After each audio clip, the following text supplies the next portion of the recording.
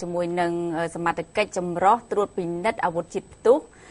ចាជាផ្ទុះឆែកឆេររកឃើញថ្នាំញៀនខាត់ខ្លួនបាន2នាក់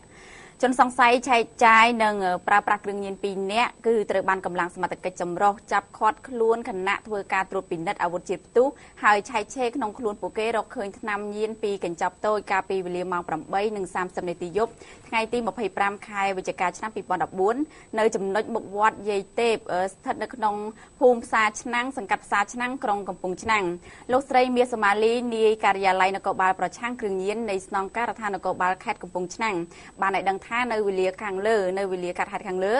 សមត្ថកិច្ចចម្រុះបានចេញទៅត្រួតពិនិត្យអាវុធជាតិផ្ទុះនៅចំណុចមុខវត្តយាយទេពពេលនោះក៏ជនសង្ស័យ2នាក់បានជិះម៉ូតូមកដល់ហើយបានឆែកឆេររកឃើញថ្នាំញៀនប្រភេទម៉ាតកកពីកញ្ចប់តូចហើយក៏ឃាត់ខ្លួនបញ្ជូនទៅកាន់ស្នងការដ្ឋាននគរបាលតែម្ដងដើម្បីសាកសួរជនសង្ស័យទាំង2នាក់គឺមានឈ្មោះថាទី1ភួងហុងអាយុ20ឆ្នាំមានទីលំនៅភូមិកណ្ដាលសង្កាត់ផ្សារឆ្នាំងទី2នោះគឺមានឈ្មោះថាដួងវាសនាអាយុ30ឆ្នាំមានទីលំនៅភូមិត្រពាំង3សង្កាត់ផ្សារឆ្នាំងក្រុងកំពង់ឆ្នាំងនៅចំពោះមុខសមត្ថកិច្ចឈ្មោះដួងវាសនាបាននិយាយថាខ្លួនគ្រាន់តែជាអ្នករត់ម៉ូតូឌុបប៉ុណ្ណោះចំណែកឯថ្នាំញៀនពីកញ្ចប់តូចនោះជារបស់ឈ្មោះភួងហុងព្រោះឈ្មោះភួងហុងបានហៅម៉ូតូខ្លួនជិះហើយបើដឹងថាមានលក្ខថ្នាំញៀនរូបគេហ្នឹងក៏មិនដឹកដែរ